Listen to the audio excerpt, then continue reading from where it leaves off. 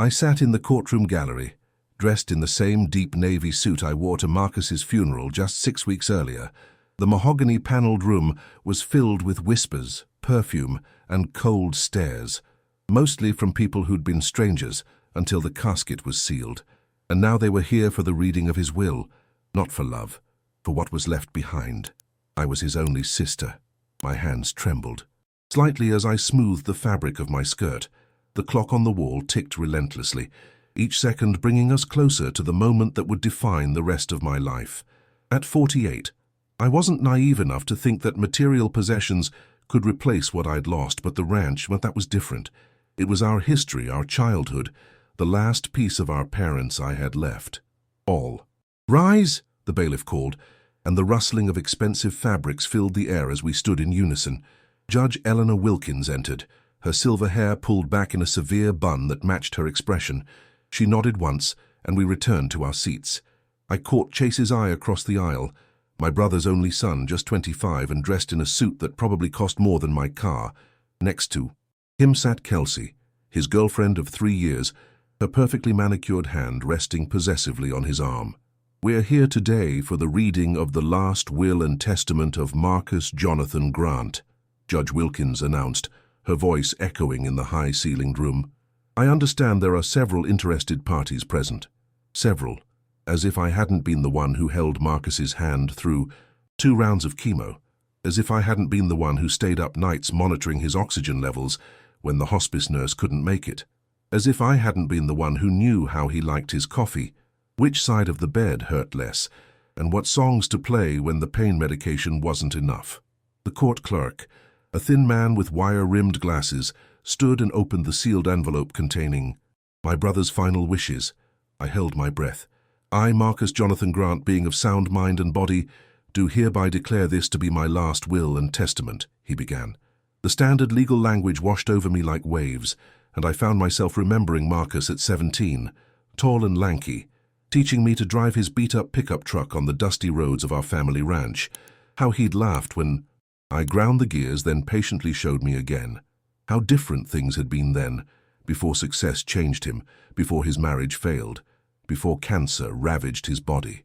"To my son, Chase Marcus Grant," the clerk continued, snapping me back to the present, "I leave my primary residence at 1425 Bluebonnet Drive, Austin, Texas, along with all furnishings and personal effects contained."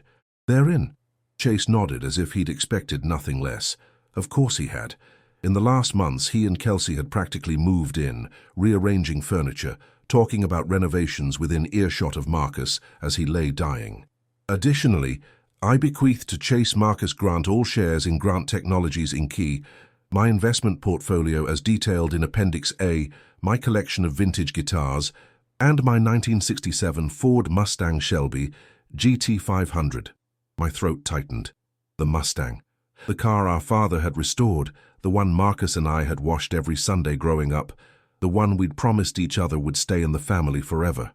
Furthermore, I leave to Chase Marcus Grant the Grant family ranch, including all 220 acres, the main house, outbuildings, livestock, and equipment. The room spun. Slightly, I gripped the edge of the bench, my knuckles white. The ranch, our childhood home, the place where I'd spent the last 3 years caring for him, the place where our parents were buried. The clerk continued reading, detailing various smaller bequests to charities and distant relatives. My name never came, not once, as if I'd never existed, as if I hadn't given up my own life to care for his. When the clerk finished, Judge Wilkins looked up. "Are there any questions before we proceed with the formal execution of the will?" I sat frozen, unable to speak. Across the aisle, Chase turned to Kelsey and whispered something that made her suppress a laugh. Then he glanced at me, his lips curling into a smirk. "Told you she wouldn't get a dime," he said, just loud enough for me to hear. Kelsey's laughter cut through me like a blade. I felt the blood drain from my face as tears threatened to spill. I wouldn't give them the satisfaction. Judge Wilkins was about to speak again when a phone rang. Not just any phone, the sharp, authoritative ring that cut through the courtroom like a knife. District Attorney Charles Dillard, a man I'd seen only on local news broadcasts, reached into his pocket with an apologetic glance toward the judge. He checked the screen, frowned, and then stood up. "Your Honor, I need to request a brief recess. Judge Wilkins looked annoyed. Mr. Dillard, we're in the middle of— It's regarding this case, Your Honor, he interrupted, his voice firm. I've just received information that may significantly impact these proceedings. The courtroom erupted in whispers. Chase's expression shifted from smug to concerned.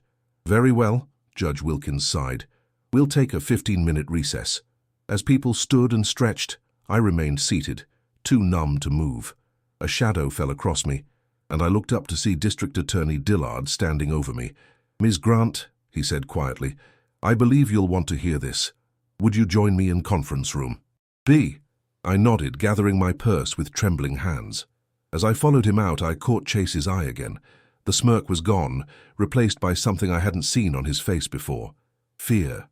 Conference room B was small and windowless, with a rectangular table surrounded by 8 chairs. District Attorney Dillard gestured for me to sit, then closed the door behind us.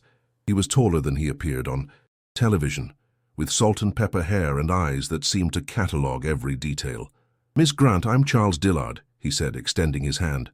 I'm sorry we're meeting under these circumstances. Call me Vanessa, I replied automatically, shaking his hand. What's this about? He placed his briefcase on the table and clicked it open. That call was from my office. A sealed envelope was delivered there this morning by courier. It's from your brother. My heart skipped. Marcus? Yes, it was left with his personal attorney, Judith Chen, with explicit instructions that it should be delivered to the district attorney's office if his will was ever contested or if there were any ethical concerns about the inheritance. I didn't contest anything, I said, confusion replacing my numbness. I just sat there while they— I know, he said gently. The envelope was triggered by something else. Ms. Chen has been monitoring the situation closely. From his briefcase, he removed a large manila envelope sealed with red wax. My brother's distinctive MG monogram was pressed into the wax. My throat tightened at the sight of it, so like him, always with a flair for the dramatic. Before I open this, Dillard said, I want you to know that whatever is inside, we'll handle it according to the law. If there's evidence of wrongdoing, my office will investigate thoroughly. I nodded, unable to speak. He broke the seal carefully and slid out the contents. A USB drive, a notarized document, and a handwritten letter addressed to me. This appears to be a second will, Dillard said, scanning the document. Dated 3 months ago and properly witnessed and notarized. It predates the will that was just read in court by about 7 weeks. My mind raced. Is that possible? To have 2 wills? Only the most recent valid will can be executed, he explained. But for a will to be valid, the testator, your brother, must have been of sound mind when signing it. According to this cover letter from Ms. Chen, she had concerns about your brother's capacity when the second will was created. He handed me the handwritten letter.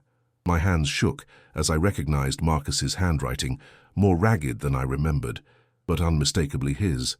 Vanessa, if you're reading this, then things have gone exactly as I feared they might. I'm sorry, more sorry than I can ever express, for what you must have just endured in that courtroom. The will they read isn't what I wanted. During my last hospital stay, when the pain was unbearable and they had me on so many medications I could barely remember my own name, Chase and Kelsey brought in their own lawyer. I remember signing something. I remember their faces, so eager, so insistent. I was weak, too weak to fight. But I'm fighting now through this letter, through the real will attached, and through the video I've left on the enclosed drive. Watch it with the DA. It explains everything. You gave up your life for me, Ness. You were the only one who stayed, and I almost let them take everything from you. I love you, little sister. I hope it's not too late to make this right. Marcus' tears blurred my vision. I wiped them away with the back of my hand. There's more, Dillard said, connecting the USB drive to his laptop. A video statement. The screen flickered to life, and there was Marcus, propped up in his hospital bed, pale and gaunt but with clear eyes. A timestamp at the bottom of the frame showed a date just 3 months before his death. My name is Marcus Jonathan Grant, he began, his voice raspy but determined. I'm recording this video as a supplement to my will, dated today, March 15th, 2023. I'm doing this because I fear there may be attempts to manipulate my final wishes after I'm gone. He paused, taking a labored breath. I want to state clearly that I am of sound mind today. My oncologist, Dr. Sarah Patel, has confirmed this, and she is here with me now, along with my attorney Judith Chen. The camera panned slightly to show a middle-aged woman in a white coat and an older Asian woman in a business suit, both of whom nodded at the camera. In my will, I've divided my estate between my son, Chase, and my sister, Vanessa. Chase will receive my company shares, investments, and half of my liquid assets. Vanessa will receive our family ranch, my personal residence, and the other half of my liquid assets. This division reflects my true wishes. My hand flew to my mouth in shock. I need to explain why I'm doing this, Marcus continued. My sister Vanessa has been my caretaker, my support, and my best friend through this illness. Before that, she helped raise my son when his mother left us. She has sacrificed her own dreams repeatedly for our family. He looked directly into the camera, his eyes intense despite his weakened state. If a different will emerges after my death, one that disinherits Vanessa completely, it should be considered invalid. In recent weeks, my son Chase and his girlfriend Kelsey have been pressuring me to change my will. They've restricted Vanessa's access to me, controlled my medication schedule, and even threatened legal action claiming elder abuse against her if I don't comply. My heart pounded as I listened to his words, confirmation of suspicions I'd been too loyal to voice. I fear they may succeed in getting me to sign something when I'm not fully aware. If that happens, this video and my true will should stand. Dr. Patel can testify to my mental capacity today, and Ms. Chen has conducted the proper legal tests to ensure this will is binding. The video continued for another few minutes as Marcus detailed specific instances of manipulation. When it ended, I sat in silence, tears streaming down my face. Dillard closed his laptop gently. Ms. Grant, I believe we have grounds to contest the will that was read today. With your permission, I'd like to bring this evidence before Judge Wilkins. Immediately. I nodded, wiping my tears away. Yes, please. As we walked back toward the courtroom, I felt something I hadn't felt in years. The weight of my brother's love, reaching out from beyond the grave to protect me one last time. The courtroom fell silent as District Attorney Dillard strode to the front, his polished shoes clicking against the marble floor. I followed behind him, my heart pounding so loudly I was certain everyone could hear it. Chase's eyes narrowed as he watched us approach. The smug confidence that had radiated from him earlier now flickered with uncertainty. Your Honor, Dillard addressed Judge Wilkins, I'd like to present new evidence that directly impacts these proceedings. Judge Wilkins raised an eyebrow. Proceed, Mr. Dillard. The court has just read what is purported to be Marcus Grant's final will. However, I have here a previously executed will, properly witnessed and notarized, dated 3 months prior to the document just presented. He held up the papers from the sealed envelope. Additionally, I have video testimony from Mr. Grant himself, explaining the circumstances under which a subsequent will might have been created under duress or diminished capacity. Gasps echoed through the courtroom. Chase leapt to his feet. This is ridiculous. You can't just show up with some random documents and expect... Mr. Grant? Judge Wilkins cut him off sharply. You will have your opportunity to speak. For now, I suggest you sit down and allow these proceedings to continue. Chase sank back into his seat, his jaw clenched. Kelsey whispered, furiously in his ear, her perfectly manicured nails digging into his arm. Your Honor, I request permission to present the video evidence, Dillard continued. It speaks directly to Mr. Grant's true intentions and raises serious concerns about potential coercion and elder abuse. Objection! A man in an expensive suit stood up from behind Chase. I recognized him as Jeremy Thornton, a high-profile attorney known for representing Austin's wealthiest families. This is highly irregular, Your Honor. We haven't had any opportunity to review this supposed evidence or verify its authenticity. Judge Wilkins considered this for a moment. Mr. Thornton, while I appreciate your concern, this is not a trial but a probate proceeding. If there are competing wills, it is my duty to determine which represents the true intentions of the deceased. I will allow the video. A court officer wheeled in a monitor and connected Dillard's laptop. The lights dimmed slightly, and my brother's face appeared on the screen. I couldn't bear to watch it again.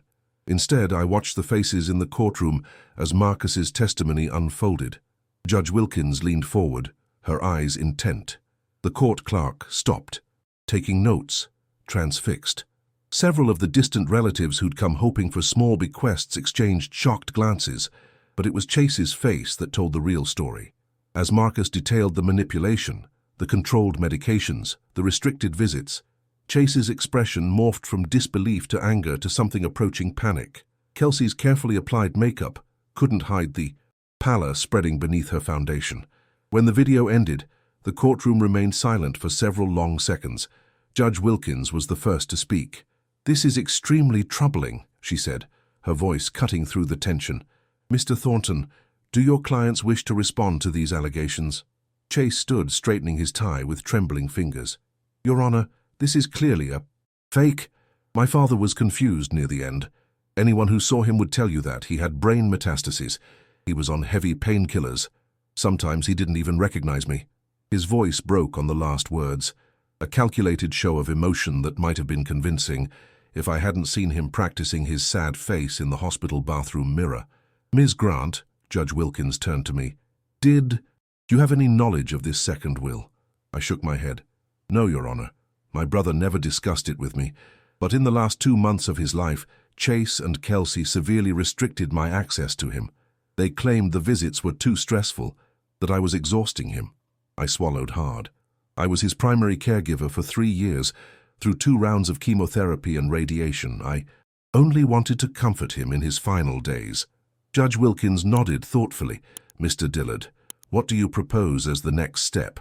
"Your Honor, I believe we need to verify the circumstances under which the more recent will was signed.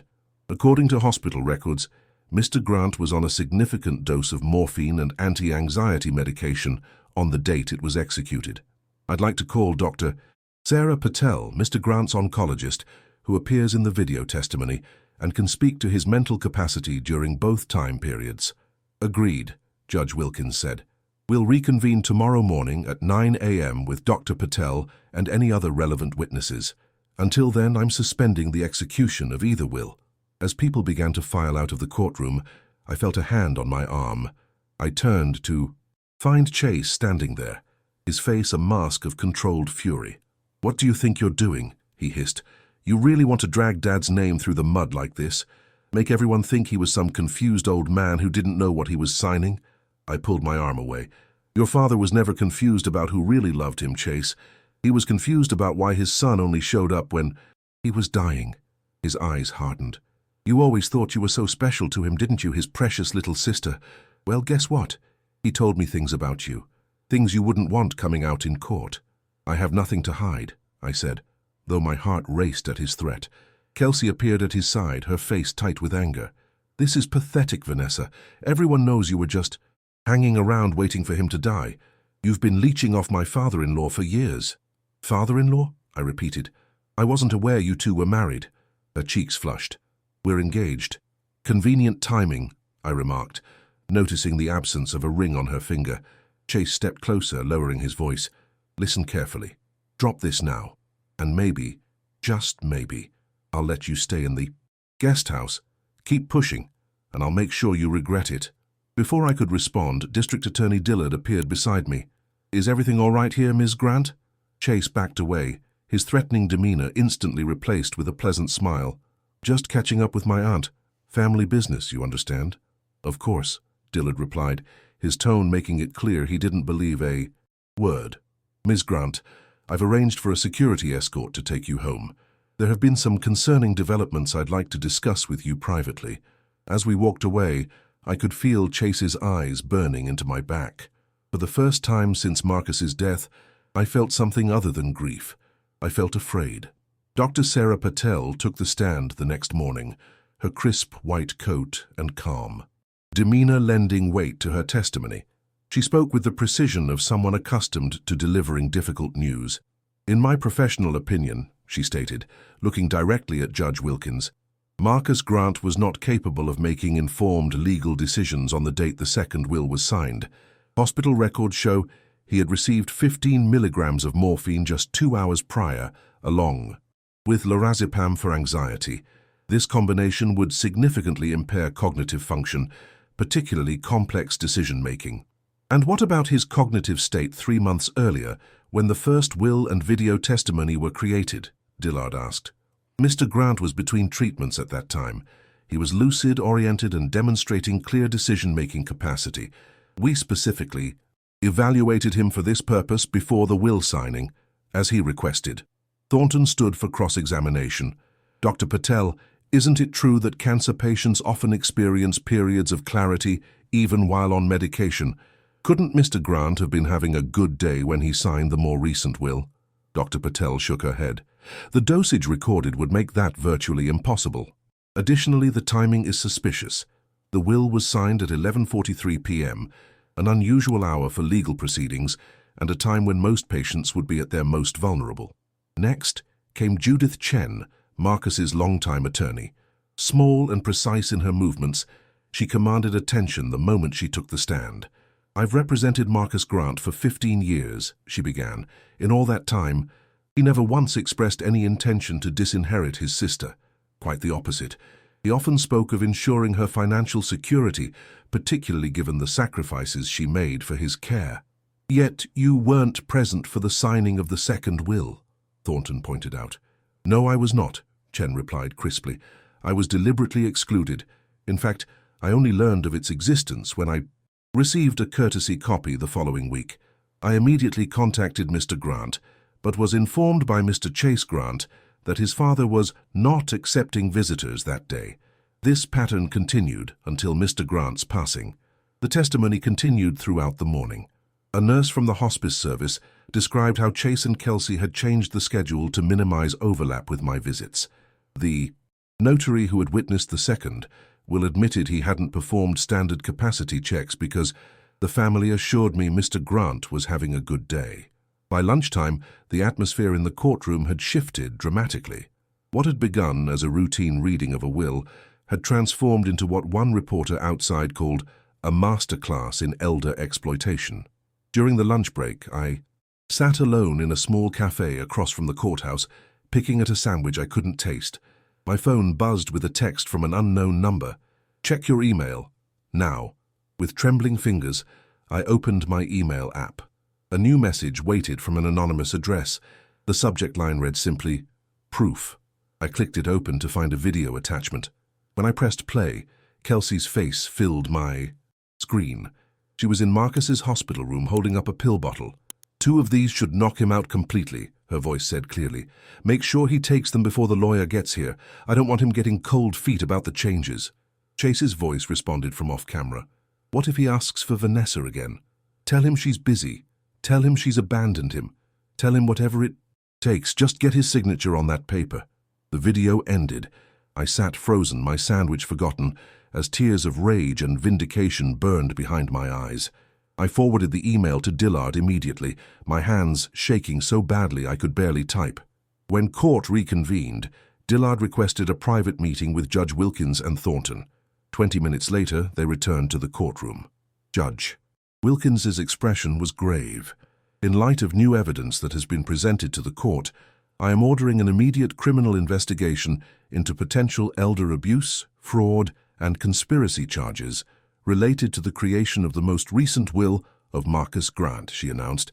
"Mr. Chase Grant and Ms. Kelsey Richmond are to surrender their passports to the court and remain available for questioning." Chase's face drained of color. Kelsey began to sob loudly, mascara streaming down her cheeks. "Furthermore," Judge Wilkins continued, "I am invalidating the will dated May 10, 2023, on the grounds that Marcus Grant lacked testamentary capacity at the time of signing. The will dated March 15, 2023, is hereby recognized as the valid and binding expression of Mr. Grant's wishes. I closed my eyes, relief washing over me in waves. Ms. Vanessa Grant," the judge addressed me directly, "as per the terms of the valid will, you are hereby granted ownership of the Grant family ranch, the primary residence at 1425 Bluebonnet Drive, and half of all liquid assets in the estate. Mr. Chase Grant will retain ownership of Grant Technologies shares, the investment portfolio, and the remaining liquid assets, as specified in the March will." As the judge continued with the formal closure of the proceedings, I noticed a figure slip quietly into the back of the courtroom. Eliza, Marcus's hospice nurse. Our eyes met, and she gave me the smallest of nods. In that moment, I knew she had been the one to send the video. She had been there, witnessing everything, saying nothing until justice required her voice. Outside the courthouse steps, reporters clustered with microphones and cameras. I tried to slip past unnoticed, but Chase's voice rang out behind me. "This isn't over," he shouted, his composed facade finally cracking completely. "You think you've won? I'll appeal. I'll fight this all the way to the Supreme Court if I have to." I turned slowly to face him, aware of the cameras capturing every moment. "Chase," I said quietly, "your father loved you. Even at the end, when you were manipulating him, he still loved you. That's the real inheritance you're throwing away." As I walked away, I heard Kelsey's shrill voice. "She's lying. It's all lies. I deserve something for what I went through." For the first time in months, I smiled. The truth had finally emerged. Not in whispers, but in the full light of day. The first night in Marcus's house, my house now, was surreal. I wandered from room to room, trailing my fingers over familiar surfaces.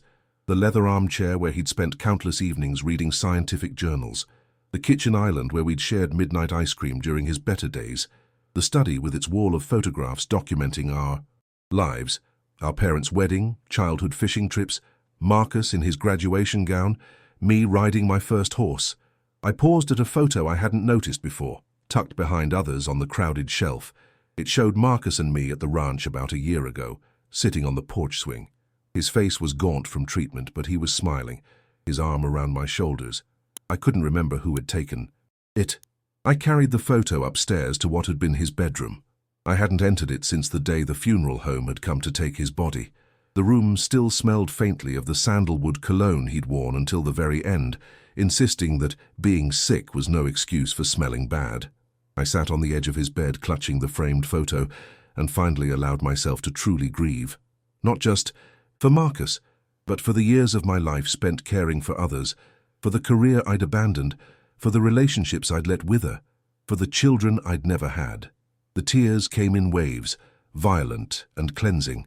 I cried until my throat was raw and my eyes were swollen, and then, exhausted, I fell asleep on top of his covers, still in my clothes, the picture frame pressed against my heart.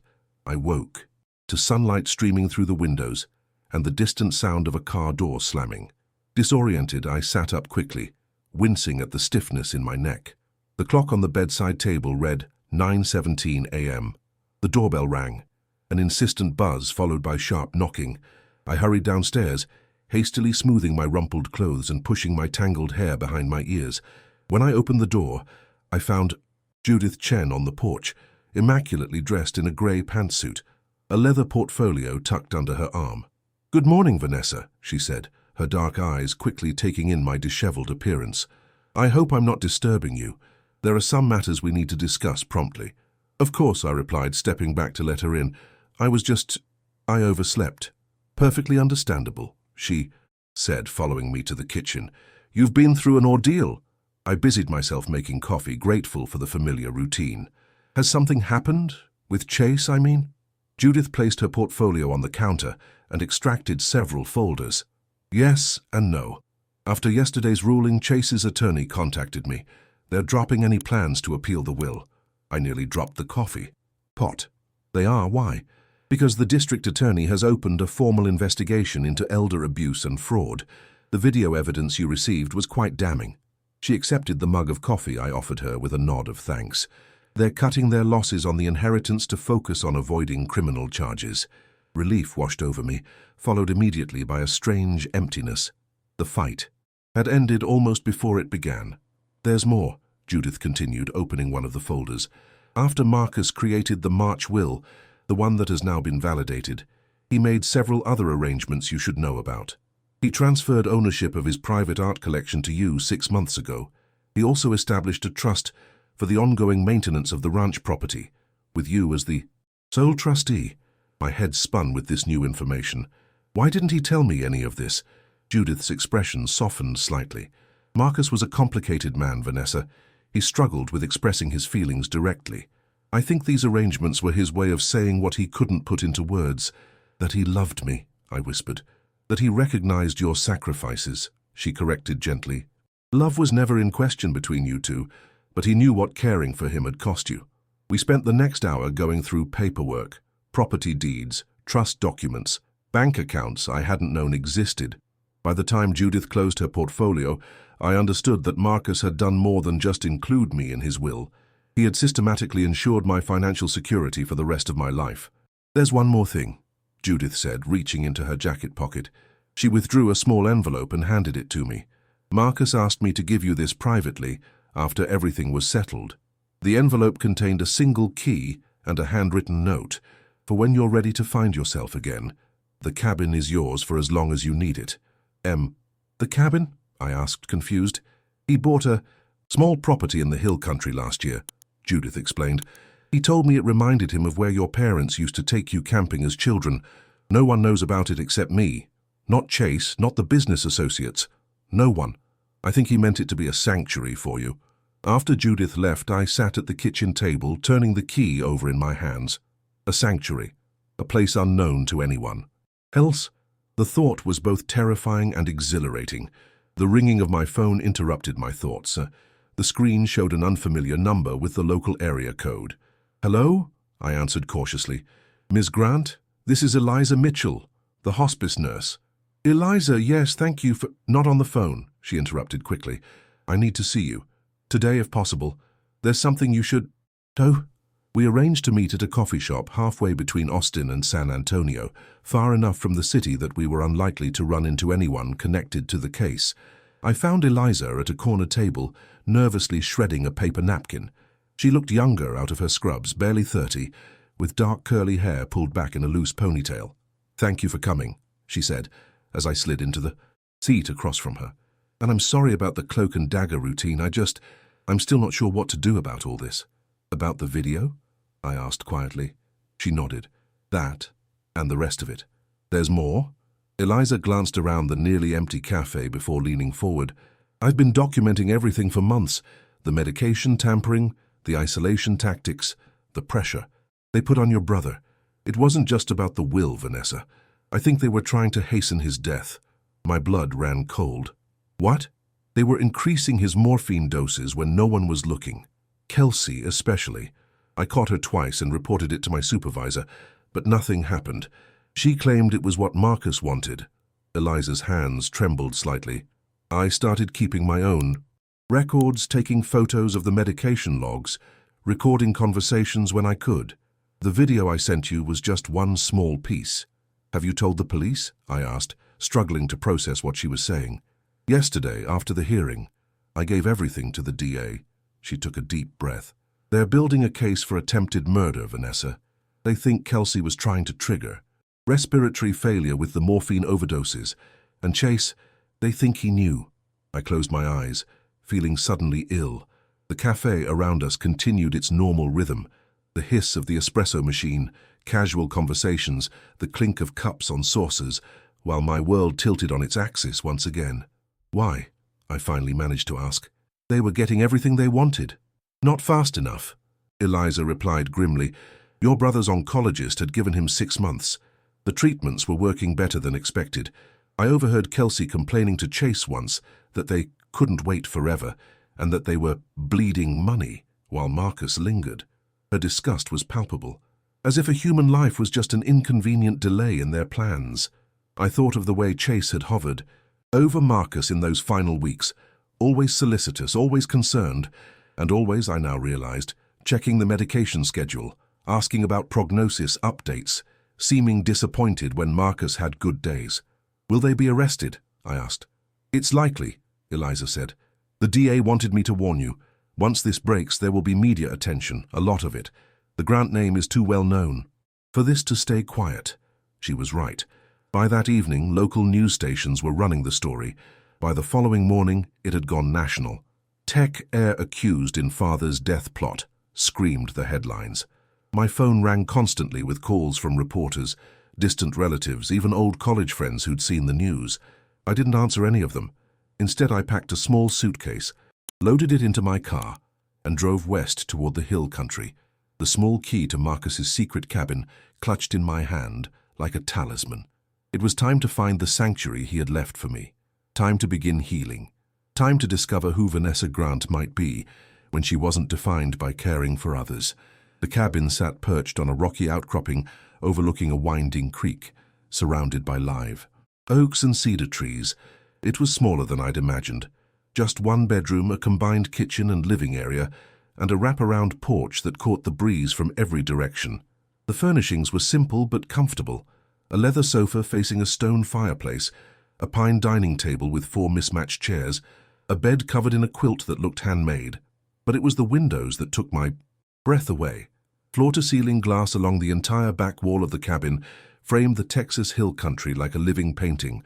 Rolling limestone hills dotted with juniper, dramatic cloud formations sailing across an endless sky, and in the distance, the silver ribbon of the Pedernales River catching the afternoon sun. On the kitchen counter, I found a bottle of good whiskey and another note from Marcus. Some views deserve a proper toast. Welcome home, even if just for a while. I poured 2 fingers into a glass I found in the cabinet and stepped out onto the porch. The October air was crisp but not cold, carrying the scent of cedar and distant rain. I raised my glass to the horizon. I miss you, you dramatic old fool, I said aloud, my voice catching. Thank you for this. That first night, I slept better than I had in years, lulled by the sound of the creek below and the absence of hospital machines, medication alarms, and the constant low-grade anxiety of caring for someone who was slipping away. I woke with the dawn, momentarily disoriented by the unfamiliar play of light across the bedroom walls. For 3 days, I spoke to no one. I hiked the property, discovering a small waterfall tucked into a limestone grotto and a meadow bursting with late-season wildflowers. I read books I found on the cabin's shelves, mostly mysteries and nature guides, though there was an unexpected collection of poetry that made me wonder about sides of Marcus I'd never known. I cooked simple meals. I sat on the porch and watched the stars emerge, countless and brilliant without city lights to dim them. On the 4th day, I finally turned my phone back on. There were dozens of missed calls and messages, but one text from Judith Chen stood out. Call when you can. Arrests made. You should know the details. I sat on the porch steps, took a deep breath and dialed her number. Chase and Kelsey were taken into custody yesterday morning, Judith informed me, her voice professionally neutral. The charges are serious: attempted murder, elder abuse, fraud, conspiracy. The evidence is substantial. Where are they now? I asked, watching a pair of cardinals flit between the trees. Chase posted bail. Kelsey couldn't. Her parents refused to help. There was a pause. There's something else you should know. During the investigation, they discovered Kelsey was pregnant. The news hit me like a physical blow.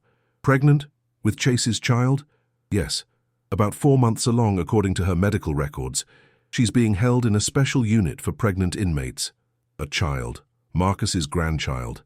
A life completely innocent of its parents' crimes. Thank you for telling me, I said quietly. There's been significant media coverage, Judith continued. Several business associates have reached out, concerned about the impact on Grant Technologies. As the majority shareholder now, Chase's legal troubles affect the company's stability. But I don't have any control over the company, I pointed out. Marcus left the shares to Chase. True, but as executor of the estate, I've temporarily frozen those assets pending the outcome of the criminal case. There's legal precedent. That prevents someone from profiting from a crime against the deceased. My head spun with the implications. So what happens now? That depends partly on you, Judith said carefully. You have options. You could pursue a civil case to have Chase removed as a beneficiary entirely. Given the circumstances, you'd likely succeed. And then what? I'd own the company. The thought was absurd. I knew nothing about running a tech firm. Potentially, or you could sell it, or establish a different management structure. Judith paused. You don't need to decide anything immediately. Take your time. Think about what Marcus would want. What Marcus would want. The phrase echoed in my mind long after we ended the call. That evening, as I sat on the porch watching the sunset paint the hills in shades of gold and pink, I tried to imagine what my brother would do in my position. Marcus had always been strategic, thinking several moves ahead, but he'd also been fundamentally decent despite his flaws. He wouldn't have wanted revenge. He would have wanted justice, yes, but also something constructive, something that built rather than destroyed. And there was the child to consider, an innocent, who would soon enter a world where both parents were either incarcerated or permanently tainted by scandal. I spent the next week at the cabin, hiking during the days and thinking during the long, quiet evenings. Gradually, a plan began to form. Not a complete solution, but a starting point. A way forward that honored Marcus's legacy while allowing me to reclaim my own life. When I finally drove back to Austin, I felt changed. The grief remained a constant companion, but it had shifted somehow, making space for something new, determination perhaps, or hope. My first stop wasn't the house, but the offices of Grant Technologies in downtown Austin. The receptionist's eyes widened when I gave my name, but she quickly composed herself and called Judith, who had agreed to meet me there. "Are you sure about this?" Judith asked as we rode the elevator to the executive floor. I smoothed down my simple black dress, one of the few professional outfits I still owned, and nodded. "Yes, it's time to stop hiding." The board members were already assembled in the conference room, summoned by Judith for an emergency meeting. 8 men and 2 women, all in expensive suits, all wearing expressions of carefully controlled panic. They rose as we entered, murmuring greetings and offering condolences that felt months too late. "Thank you for coming on such short notice," I began, taking the seat at the head of the table that Judith indicated. "I know this is unusual. I'm not officially part of this company, but recent events have created a situation we need to address." Robert Keller, the silver-haired COO who'd worked alongside Marcus for a decade, leaned forward. "Ms. Grant, we want to assure you that the company remains stable despite the unfortunate publicity. Our clients are concerned, naturally, but we're managing expectations." "I appreciate that, Mr. Keller, but I'm not here about publicity. I'm here about the future of Grant Technologies." I opened the folder Judith had prepared for me. "As you know, my nephew currently holds majority ownership, but is unable to exercise control while facing criminal charges. This creates a leadership vacuum that threatens the company's long-term stability." Nervous glances were exchanged around the table. Good. They should be nervous. Their comfortable positions depended on decisions I was about to make. "I have a proposal," I continued, "that I believe offers the best path forward for everyone involved." The proposal I laid out to the Grant Technologies board was both simple and radical. I would not seek to remove Chase from the inheritance entirely, despite having legal grounds to do so. Instead, I proposed creating a trust to hold his shares until the legal proceedings were complete. If he was convicted, the shares would be sold, with half the proceeds going to a foundation in Marcus's name and half placed in a trust for his unborn child. "And who would control this trust?" Robert Keller asked, his expression skeptical. "A board of trustees," I explained, "including a representative from this board, Judith Chen as Marcus's longtime attorney, and myself." "With all due respect, Miss Grant," piped up Janet Morris, the company's CFO, "you have no experience in the tech industry. Your brother built this company from nothing. It requires specialized knowledge to—" "I'm well aware of my limitations," I interrupted calmly. "I don't intend to run the company. The day-to-day operations would remain in your capable hands. The trust would simply ensure that Marcus's legacy isn't destroyed by his son's actions." The discussion continued for hours, sometimes heated, sometimes technical. I answered their questions as best I could, deferring to Judith on legal matters. By the end, a tentative agreement had been reached. The board would support my proposal, with some modifications to protect their own positions. As we left the building, Judith gave me an appraising look. "You handled that remarkably." "Well, Marcus would have been proud." "I'm not sure about that," I replied, stepping into the warm afternoon sun, "but I think he would have understood." The next challenge was more personal and infinitely more difficult. I asked Judith to arrange a meeting with Kelsey at the County Detention Center. 3 days later, I sat in a sterile visitation room, hands folded in my lap, trying to calm my racing heart. When the door opened and Kelsey was led in, I barely recognized her. Gone was the perfectly coiffed hair, the designer clothes, the immaculate makeup. In their place was a pale woman in an orange jumpsuit, her hair pulled back in a simple ponytail, her face bare and vulnerable. She hesitated when she saw me, then slowly took the seat across the table. The guard stepped back, but remained in the room. "Why are you here?" she asked, her voice hoarse. "I wanted to talk to you about the baby," I said quietly. Her hands moved protectively to her stomach, which showed a small but definite bump. "What about it?" "What are your plans?" "After the birth, I mean." She gave a bitter laugh. "Plans? I'm looking at 10 to 15 years, Vanessa. There are no plans. My parents won't take the baby." Chase is out on bail, but his lawyer says he'll likely serve time too. Tears welled in her eyes. They'll put my baby in foster care. It doesn't have to be that way, I said carefully. That child is Marcus's grandchild, my grandniece or grandnephew. Family. Kelsey stared at me, suspicious. What are you saying? I'm offering to take custody of the baby while you serve your sentence. Her mouth fell open. You? After what we did to you, why would you do that? It was a fair question, one I'd asked myself repeatedly over the past weeks. Not for you, I said honestly, and not even for Chase, for Marcus, and for an innocent child who deserves a chance. I don't understand you, she whispered, shaking her head. You should hate me. Hate takes too much energy, I replied. And I've spent enough of my life focused on other people's needs and feelings. This isn't about forgiveness, Kelsey. It's about doing what's right. We talked for another 20 minutes, about practical matters, her due date, her health, the legal arrangements that would need to be made. As the guard signaled that our time was ending, Kelsey looked at me with something like wonder. You? Know what's ironic? She said. We thought Marcus loved you more than Chase. That's why we pushed so hard to cut you out. We were jealous of your relationship with him. She shook her head slowly. We never understood that love isn't a competition. It doesn't run out. No, I agreed, standing up. It doesn't. The next few months passed in a blur of preparations. I divided my time between Austin and the cabin, which increasingly felt like my true home. With Judith's help, I established the Marcus Grant Foundation, dedicated to supporting cancer patients and their caregivers. I renovated one of the bedrooms in the ranch house into a nursery, painting the walls a soft yellow that reminded me of Texas sunflowers. Chase's trial began in January. I attended only the opening and closing arguments, choosing to keep my distance from the media circus it generated. The evidence was overwhelming, particularly once several of Kelsey's friends testified that she had openly discussed speeding things up with Marcus's medications. The jury deliberated for just 6 hours before returning guilty verdicts for both Chase and Kelsey on most counts.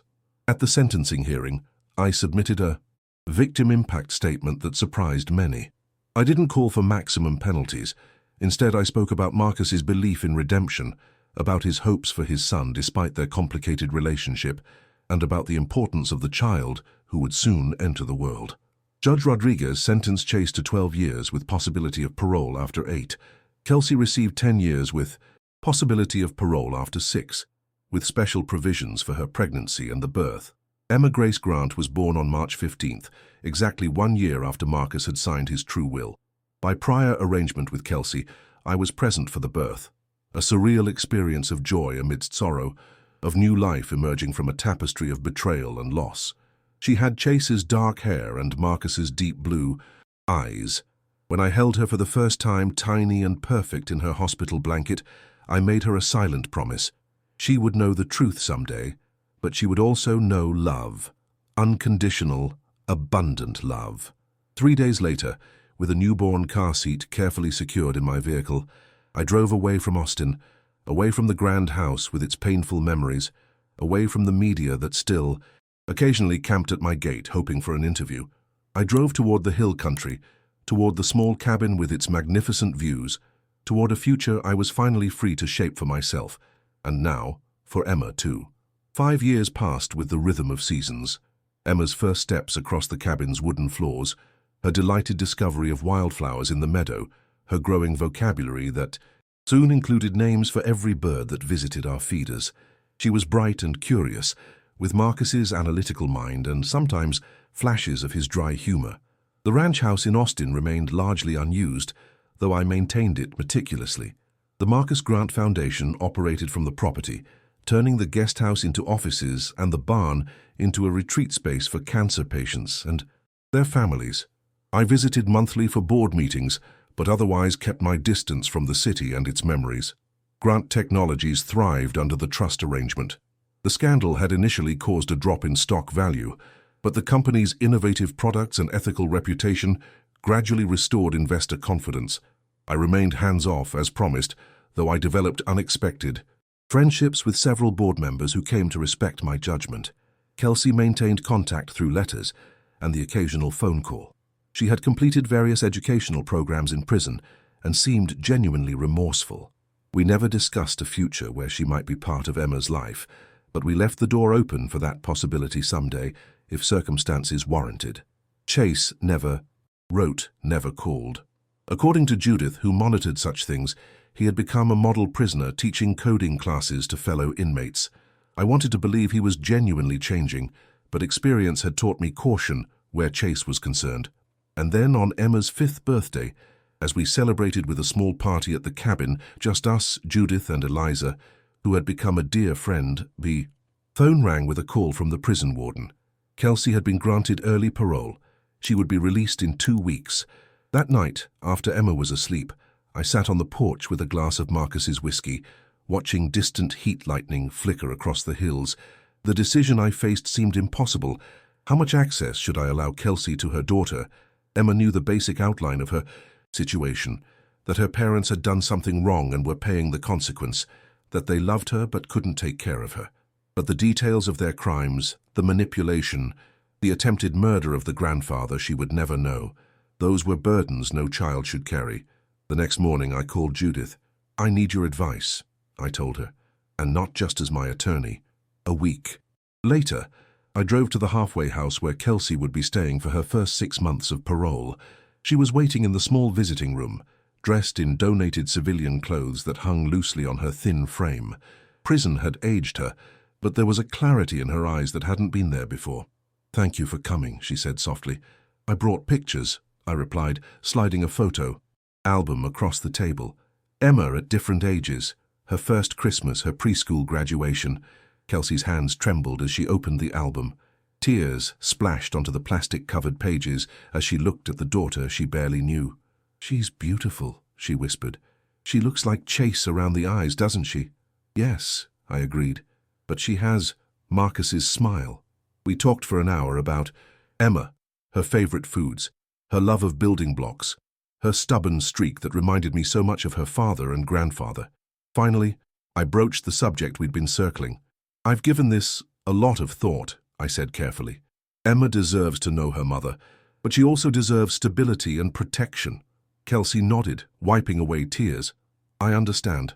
Whatever limits you want to set, I'll respect them. I know I have no right to ask for anything." "It's not about rights," I replied. "It's about what's best for Emma. And I believe that includes having you in her life, gradually, carefully." I outlined the plan Judith and I had developed, supervised visits at first, increasing in frequency and duration if all went well. A child psychologist would help guide the process and evaluate Emma's responses. Kelsey would need to maintain steady employment, continue therapy, and comply with all parole requirements. "This is more than I hoped for," Kelsey said, fresh tears flowing. "Why are you doing this? After everything?" I considered the question carefully, partly because I believe people can change, partly because Emma deserves the chance to know you, and partly because holding on to resentment would mean letting the past control my future. I've spent too much of my life defined by other people's needs and choices. This is my choice. The transition wasn't easy. Emma was shy with Kelsey at first, hiding behind my legs during their initial meetings. Kelsey was awkward, desperate to connect but unsure how. There were tears and setbacks, questions I struggled to answer, nights when I questioned my decision. But slowly a relationship began to form between them, not the automatic bond that might have existed without the separation, but something new and tentative, built on genuine effort and carefully nurtured trust. On a warm Sunday afternoon in October, 6 months after Kelsey's release, we sat together on the cabin porch while Emma showed off her latest drawing, a family portrait that included Kelsey alongside me. It was a moment of quiet grace that would have seemed impossible years before. "I've been offered a job," Kelsey said after Emma ran inside to get more drawings. "A real position with a non-profit that works with incarcerated women. They know my background. They think it makes me more effective." "That's wonderful," I said sincerely. "You'd be good at that." She hesitated, looking out at the hills. "It's in San Antonio. I'd be closer. I could see Emma more regularly." The old Vanessa might have felt threatened by this, might have seen it as an encroachment on the life I'd built with Emma. But I wasn't that woman anymore. "I think that could work," I replied. "We'll adjust our arrangement." Kelsey's eyes filled with tears. "I don't deserve your kindness." "This isn't about deserving," I said. It's about choosing a better way forward for all of us. Later that evening, after Kelsey had left and Emma was tucked into bed, I walked down to the creek that bordered the property. The water flowed clear over limestone, catching the moonlight in ripples of silver. I sat on a flat rock, listening to the gentle current and the chorus of night insects. I thought of Marcus, of the cabin he'd left me, of the sanctuary that had become a true home. I thought of the strange, winding path that had led me here, the grief, the betrayal, the unexpected joy of raising Emma. I thought of Chase, still serving his sentence, and wondered if he too might someday find redemption.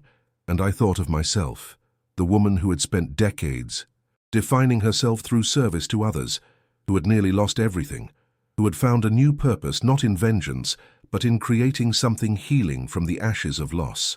The foundation was thriving, providing support to hundreds of cancer patients and caregivers each year. Emma was growing into a compassionate, bright child with a future unclouded by her parents' mistakes.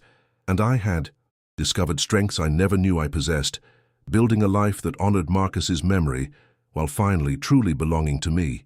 As I walked back to the cabin, I saw it illuminated against the night sky, windows glowing with warm light, smoke curling from the chimney, the silhouette of the wind chimes Marcus had hung swaying gently on the porch. Not a grand estate like the Austin house, but a true home, my sanctuary, our sanctuary. Inside, I checked on Emma, sleeping peacefully with her favorite stuffed rabbit clutched to her chest. I brushed a dark curl from her forehead and whispered, "Sweet dreams, little one." In my bedroom, I paused before the photograph of Marcus and me on the porch swing, the one I'd found that first night after the will reading. It now sat on my dresser in a new frame, a daily reminder of the brother who had known me better than I'd known myself. "You were right," I whispered to his image. I did find myself again. I opened my journal, a habit I'd developed at the cabin, and wrote the date at the top of a fresh page. Below it, I added the words that had become something of a personal mantra, a truth hard-won through loss and redemption. Blood may bind us, but dignity defines us. Outside, the Texas wind whispered through the live oaks, carrying the promise of tomorrow's possibilities. And for the first time in years, I felt completely at peace with both my past and my future.